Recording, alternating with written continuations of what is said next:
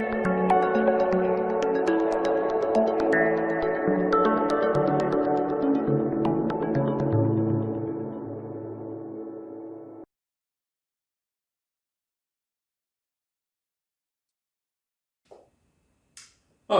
my name's Steve. Welcome to another MINDBOMB training video.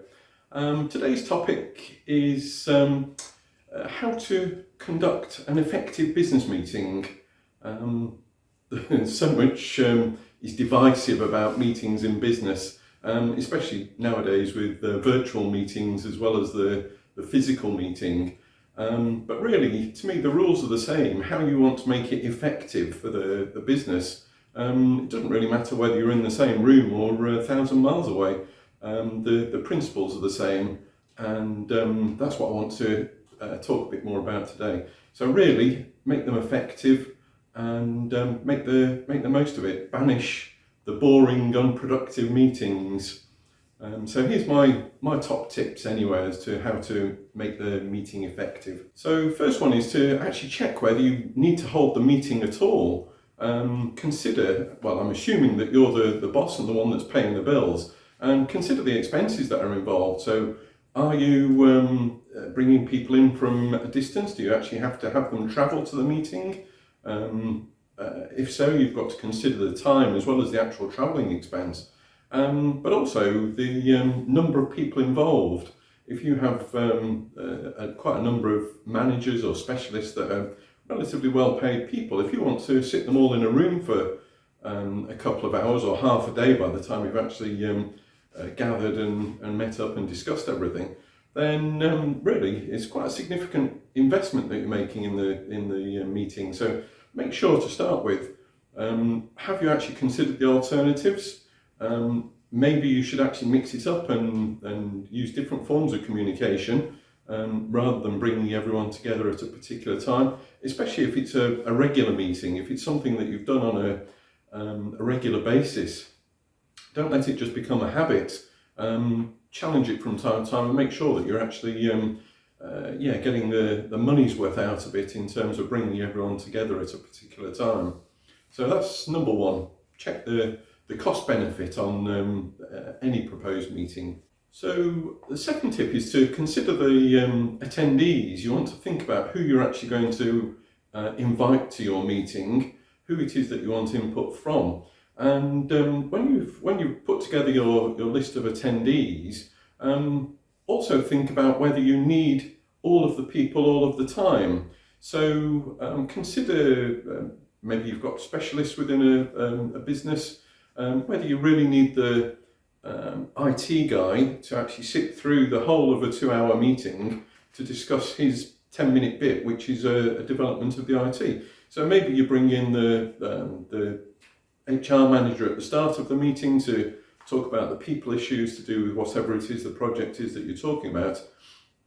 And then similarly, later on in the meeting, bring the IT guy or other specialists in at different points in time. That way they're not having to sit through everything else that may not be specific for them, may not be relevant to them. And that helps to keep people focused. Obviously, if you've got one project manager that's looking after the whole thing, then they're going to have to be there with you right the way through. But there's no harm in splitting up the attendances if you're going to have a fairly complex meeting to discuss maybe opening of a new outlet or new premises or new factory of some description. Then you can bring in different people at different times, and that can actually, it risks breaking up the flow of a meeting, but it can actually save a lot of time and keep people more focused at given times on their particular parts of the meeting. So yeah, think about the attendees, make sure that you've got the right people coming, but also think about whether all of the attendees need to be there all of the time. So tip number 3 is to make sure that you prepare in advance. And obviously that means creating an agenda for the meeting. When you send out the invite, you want to be able to let people know what they're going to be discussing. So you've got to set down the various different topics on the agenda, and also if they need to prepare anything in particular to bring along to the meeting.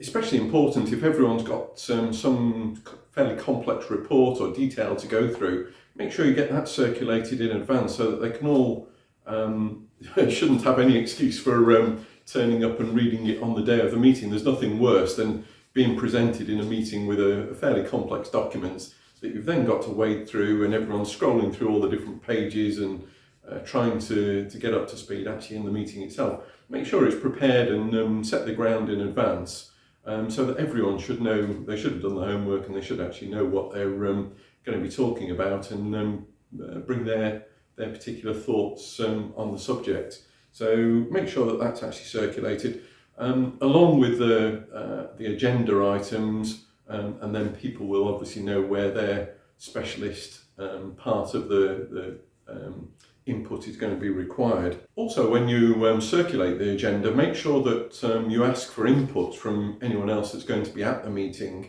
What you don't want to do is get to the end of the meeting and then under the everyone has any other business section at the end of the meeting. You don't really want to get through to that and then for everyone round the table to come up with their any other business all in one go.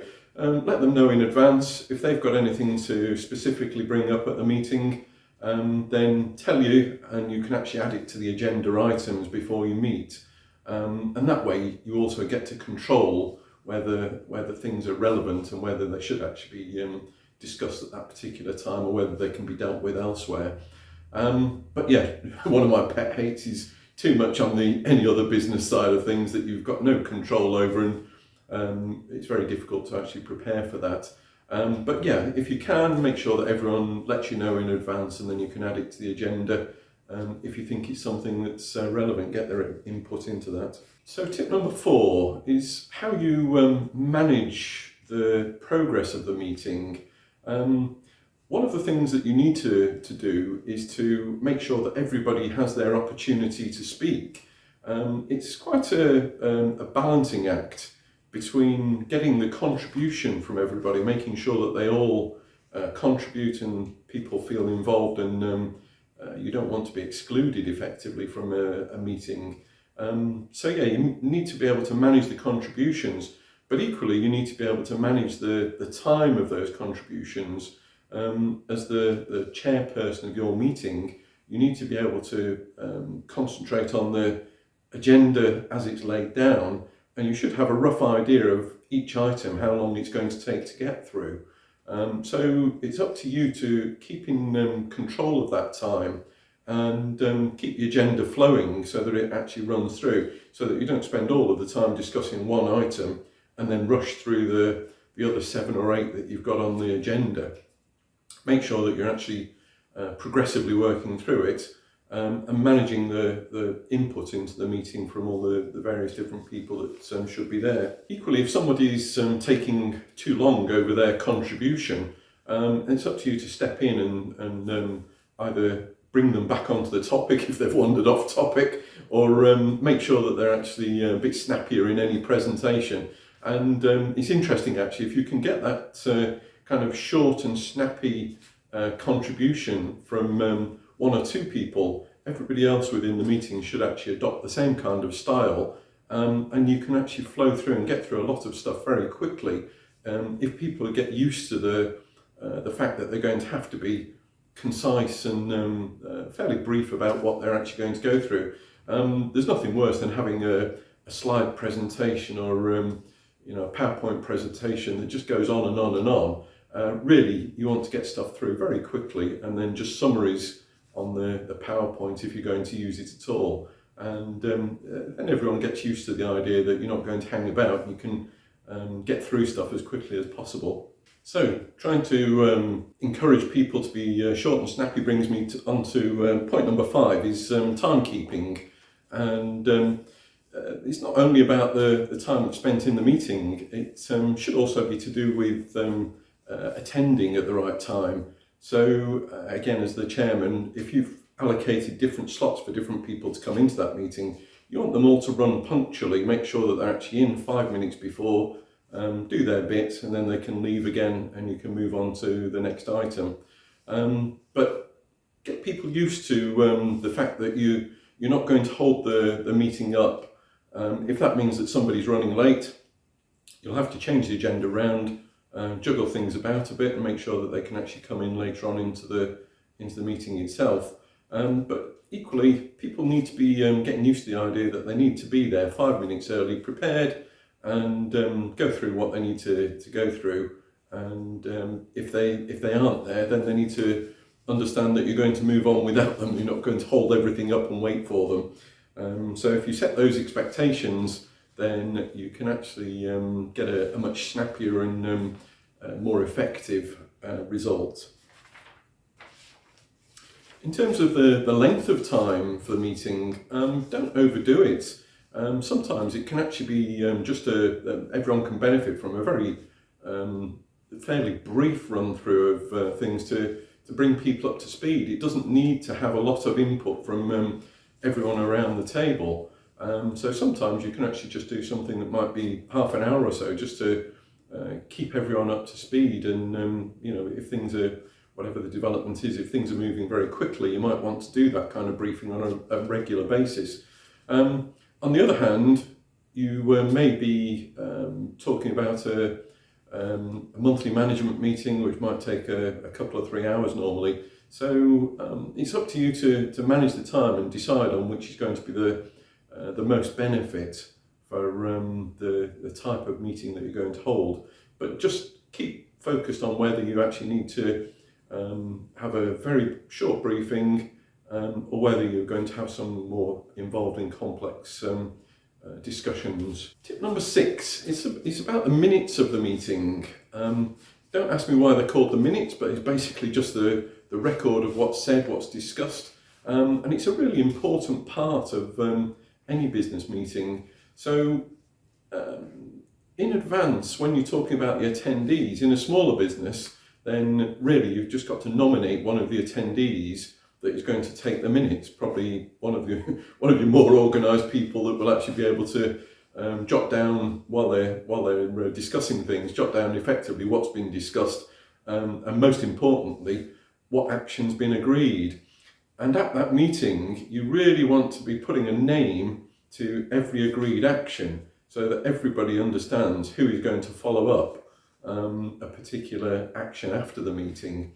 And that's one of the key things in the minutes. You should actually have a clear follow through from discussion, who's involved, what the agreed action is, and who is going to then follow up that action. So make sure that you've got someone with some organisational skills that can take the minutes of the meeting. Really, one of the things that I would say in terms of who is going to catch that, ideally it should be your personal assistant. It should be someone that's working very closely alongside you. And my view is that should be one of the first people that you hire for your business. As soon as you start to get overburdened with what you're doing, then it's really important if you can get yourself a PA, whether full-time or part-time, virtual now. If you get yourself a PA organised, then it can make a big difference to your own productivity, and therefore really the productivity of the business.